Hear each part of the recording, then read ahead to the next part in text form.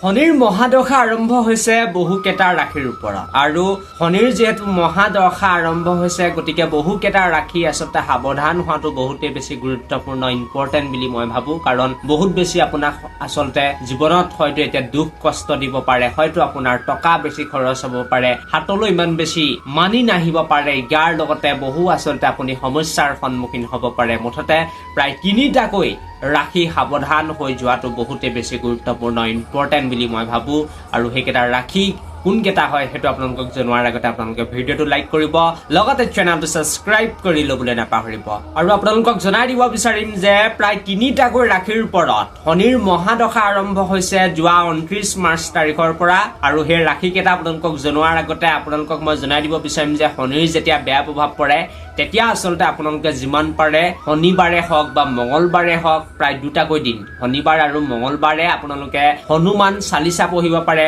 নহলে হনুমানৰ পূজা কৰিব পাৰে তেতিয়া আচলতে আপোনালোকে বেলেন্স কৰি ৰাখিব পাৰিব সকলোবিলাক যি আপোনাৰ শনিৰ যি বেয়া প্ৰভাৱ পৰি আছে সেইবিলাকৰ পৰা আচলতে আপুনি অলপ অলপ মুক্তি পাব পাৰিব আৰু আপোনালোকক জনাই দিব বিচাৰিম সেই ৰাশিকেইটা প্ৰথম ৰাশিটো হৈছে বিশ্ব ব্ৰহ্মাণ্ডৰ মেঘ ৰাশি বুলি ক'ব লাগিব মেঘ ৰাশিৰ ওপৰত শনিৰ কুপ্ৰভাৱ বা বেয়া প্ৰভাৱ পৰা দেখা গৈছে বৰ্তমান সময়ত আৰু শনিৰ মহাদশা আৰম্ভ হৈছে বুলি ক'ব লাগিব মেঘ ৰাশিৰ যিসকল জাতক জাতিকা আছে তেওঁলোকৰ ওপৰত ইয়াৰ লগতে বাকি কোন কোন ৰাশি আছে আপোনালোকক জনাই দিব বিচাৰিম সেকেন্ড ৰাশিটো হৈছে ধনু ৰাশি যিসকল ধনু ৰাশিৰ জাতক জাতিকা এই ভিডিঅ'টো চাই আছে তেওঁলোকৰো আচলতে সাৱধান হৈ যোৱাটো বহুতে বেছি দৰকাৰ মানি বেছি খৰচ হ'ব পাৰে স্বাস্থ্যৰ বিসংগতি ঘটিব পাৰে মেঘ ৰাশিৰো একে ধনু ৰাশিৰো একে স্বাস্থ্যৰ বিসংগতি ঘটিব পাৰে আৰু বহুত বেছি আচলতে আপোনালোকৰ মা দেউতাৰ হয়তো ঘৰতো হয়তো আপোনাৰ কিবা কিবি প্ৰব্লেম হ'ব পাৰে বহুত বেছি আচলতে আপোনাৰ মানি বা টকা আপোনাৰ হাতৰ পৰা গুচি যাব এই আহিব এই যাব এনেকুৱা ধৰণৰ পৰিস্থিতি হ'ব পাৰে আৰু নিজৰ স্বাস্থ্যৰ ওপৰত বহুত বেছি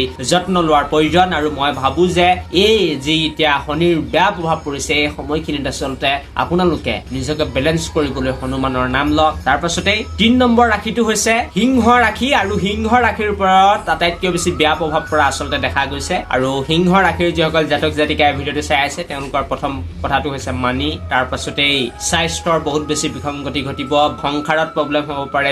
ৰিলেশ্যনশ্বিপত আচলতে কাজিয়া হ'ব পাৰে এনেকুৱা ধৰণৰ পৰিস্থিতি আচলতে দেখা যাব বাকি আপোনালোকে সাৱধান হৈ থাকিব ইমান বেছি মই ভাবো যে ভয় কৰাৰ কোনো প্ৰয়োজন নাই thank you for watching this video